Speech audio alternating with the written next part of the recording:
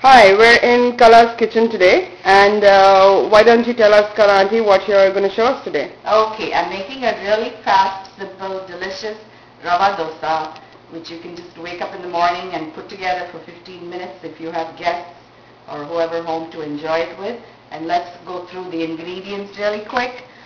Half a cup of cream of wheat or Indian store suji, 1 cup of rice flour, 1 cup of all-purpose flour, some salt, cumin, asafoetida, which is also hing, some oil to make your dosa with, a couple of green chilies, fresh curry leaves from my garden, some cilantro, and some ginger. Okay, that sounds good. Okay. Okay, you cut it. She said chop it. Do it in pieces and you can put together. Yeah. Otherwise you're wasting. Cut. All right, we're on to step 2 now. What is that? Yeah, okay. Here's half a cup cream of wheat.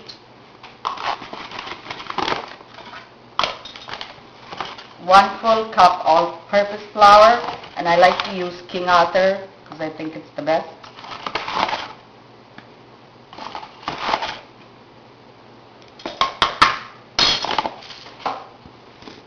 And 1 cup rice flour.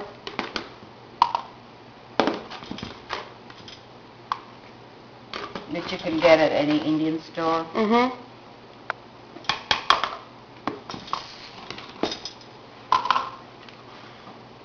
Throw in a tablespoon or 2 of raw dry cumin. Mm-hmm. Grate some ginger into it.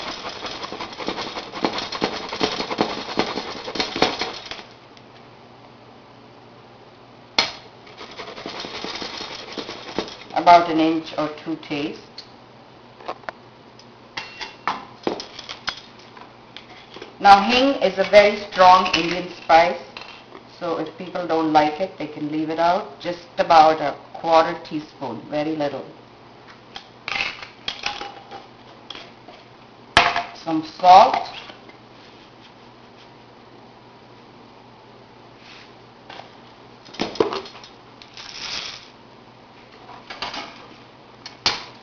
Fresh curry leaves. Now you mentioned these were from your garden, and those of us who don't have a garden, where can we get these? Also from the Indian store, but they have to be fresh. There's no dried curry leaves or there's no curry leaves in a jar. Okay. Some fresh chopped cilantro.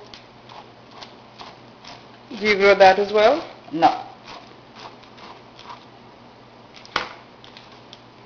So tell us, how did you discover, that King Arthur's is the best, or that some brand of flour doesn't work? It works, but it's from my baking classes that I used to take to bake my apple pie crust, and I realized that King Arthur is extremely good quality product. Very finely chopped fresh green chilies. And I guess it must have been a lot of trial and error also when you first came here? Yes, you take your mother's recipes and then you have to work and play with it to do it here fast, quick, when we don't have too much time on our hands. Okay, so that was all the ingredients put together. Are you going to mix those now with water? Yes. Okay.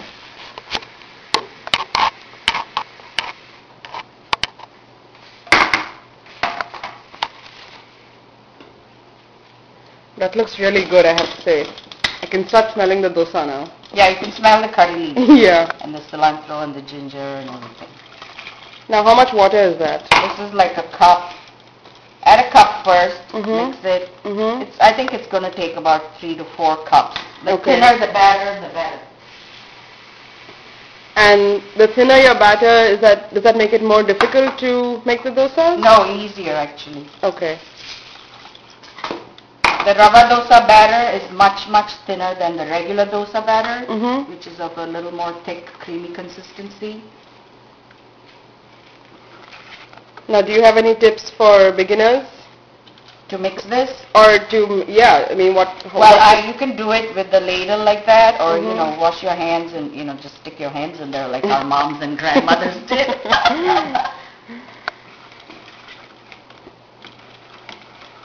Okay, I've added 2 cups and it's still extremely thick. So it's going to need 4 cups.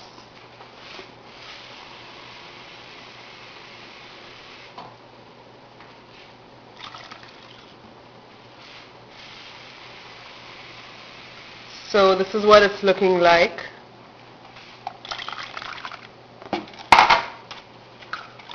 And stir well and make sure you get the lumps out. Okay. So what I am going to do,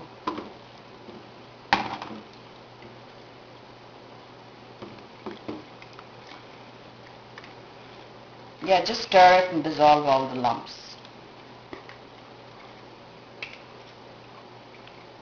And don't be afraid if it looks extremely runny and watery, because that's what makes all the little holes in the dosa.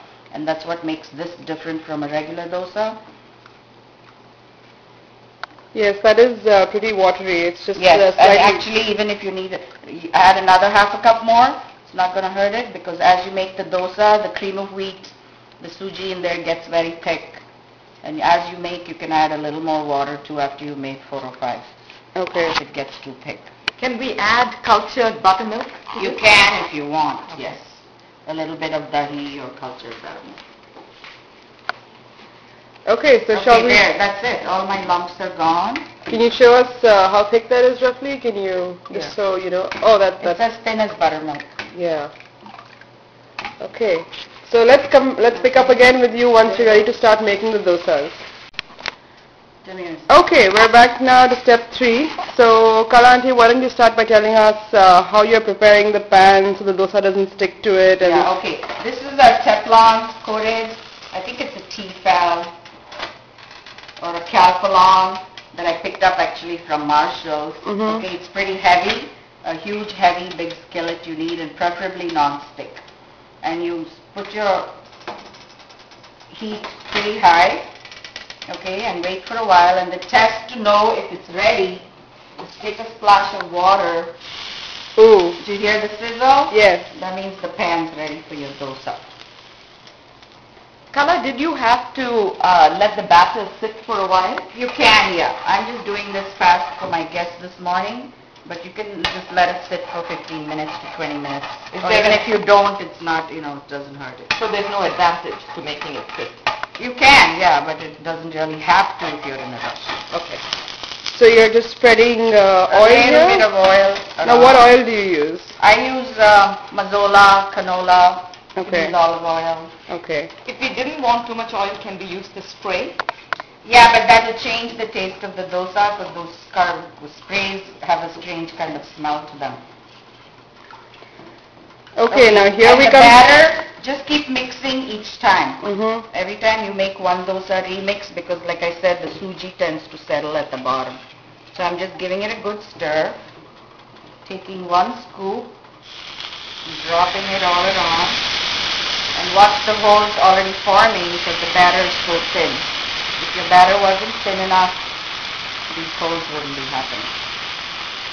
And try to fill up few of the holes, but leave some. Those of you who are watching this is already beginning to smell divine. And here a little more oil into little tiny holes. I'm using such a tiny little scoop. So probably like a couple of teaspoons each. And then let it sit for a while. Don't be in too much of a hurry to start turning it or anything, because this takes longer than a regular dosa. Okay. The batter is so thin. It's going to take pretty long, so there shouldn't be any rush in trying to mess with it right now.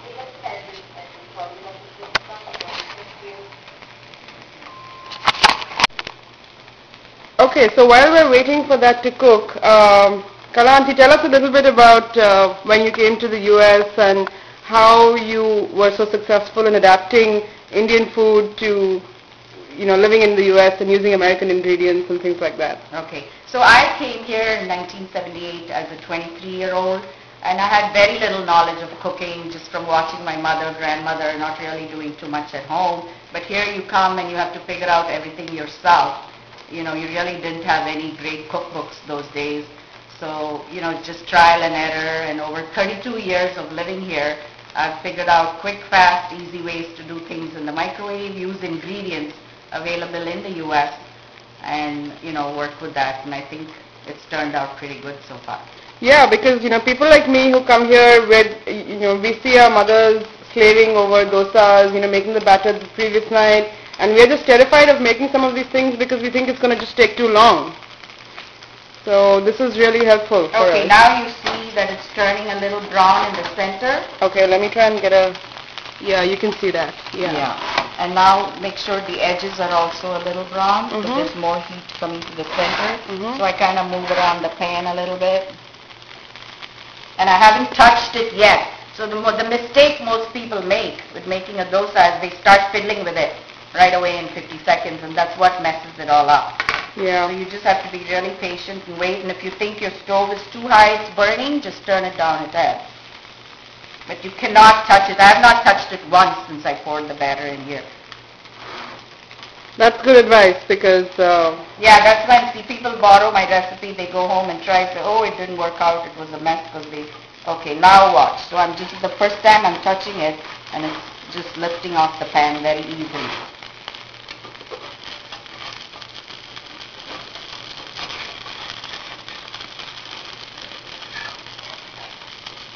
And there you go. Wow. That is a thing of beauty. It is. Wow, this takes a lot of practice. Okay?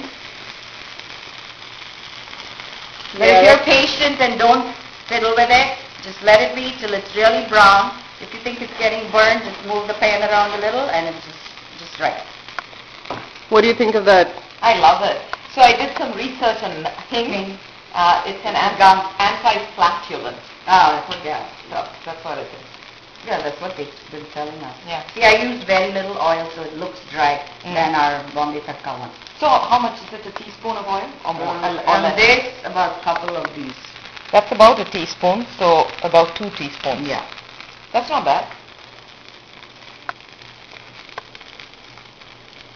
All Are right. you still on? Yes, we are. But Okay. And so rava dosa can be onion rava by just chopping very finely chopped onion and adding to the batter. okay. How do you eat rava dosa? Is there a complement? With the coconut chutney So what is this? and maybe a sambar. So what is this? And that is a chili, red chili and lentil powder which we call molaga podi in South India. So let's, I'm going to just go ahead and... All right, we have our taster here. We have our taste test. Chitra, my friend from college, who I've hooked up with after 35 years, it's been so much fun, is our director and taste tester here. I'm going to show you how we eat this.